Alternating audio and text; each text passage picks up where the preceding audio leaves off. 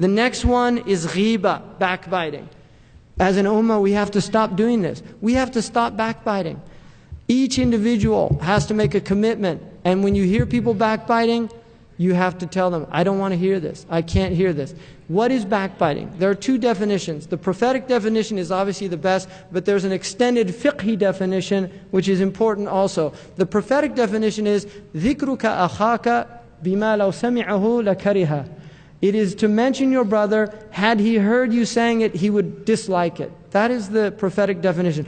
The faqih's definition is an extension of that, which says that it is to make mention of your brother in a distasteful way in which there's no need. In other words, sometimes it's necessary to say things about your brother for reasons, and the ulama, they give reasons for it. And they're this. Tawallam, which is if somebody's an oppressor, it's permissible to tell somebody, help me, he's an oppressor. Like to go to the judge and say, this man stole my property. He wouldn't like to hear that, but it's permissible in that position. Wasta'in, to seek help. Help me, here's an oppressor here. Or help come, somebody's stealing, something like that. Or istifti, to ask a fatwa. So if you go to a faqih and say, my husband does this, this, and this. Like Hind, the wife of Abu Sufyan, went to the Messenger of Allah and said, Inna Aba Sufyan rajulun shahihun. He's a miserly man. If Abu Sufyan heard that, he'd be really upset. But she was telling him because she wanted a fatwa about whether she could take his money without his permission. So it's permissible in that case. Hadir, to warn people about somebody. Like if you've had a transaction with somebody and he's done wrong things, and somebody comes to you and says, Ya akhi, you used to be in business with that person. I was thinking about going in business. What do you say? And you say, don't go in business with him. I had a bad experience. That is not ghiba, that's nasiha. The ulama make a condition, and that is that you don't add anything onto it that's not necessary. So you don't say, and by the way, he beats his wife, and by the way, he drinks, and by the way, right? You just leave it to what he needs to know about it. Right? Seriously, and it's a temptation. Because if somebody did something wrong to you, and this is a proof of what Sidi Muhammad Sharif was saying in his talk. It's a proof of that you only tell people what they need to know. Look at Ibn Umar, radiallahu anhu. When he divorced his wife, one man came to him and said, why did you divorce your wife? And he said, I don't want to make ghiba. Because obviously there was something that was displeasurable. And then he said, he asked him, do you think I should marry her? Like he asked him, something like that. And he said,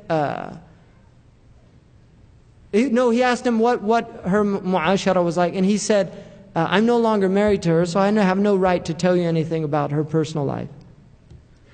And that's taqwa. That is simple as that. How many people now will spend the rest of their lives complaining about their divorced wife or husband?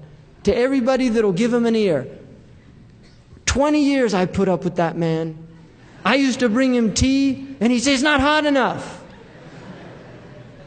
I used to make him food, and he'd say, where'd you learn how to cook? Really, how many? There's a lot of people like that. And then there's men like that. That woman, all she did was scream at me. 10 years I put up with that. Finally, I got rid of her. Right? Why are you telling people that? She's a Muslim. Really, we have to shut up. This taqwa, this is it. This is what this deen's about. It's not a game. Because Yawm al-Qiyamah, suddenly we're all going to say, Ya waylana, Ya hasrata.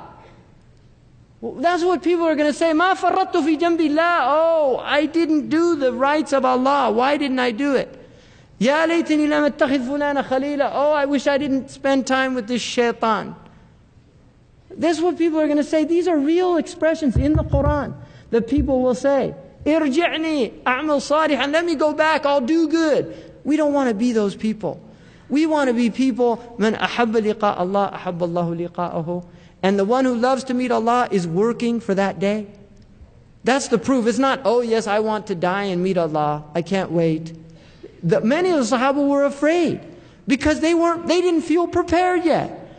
And that's why the Messenger of Allah said, don't desire death. Because either you're a bad person and you still have time to make tawbah and do some good things before you die, or you're a good person and you want to increase in your goodness. Allahu Akbar. وَجَعَلَ الْحَيَاةَ زِيَادَةً لِي فِي كُلِّ خَيْرٍ in Sahih Muslim. Make my life increase in every good.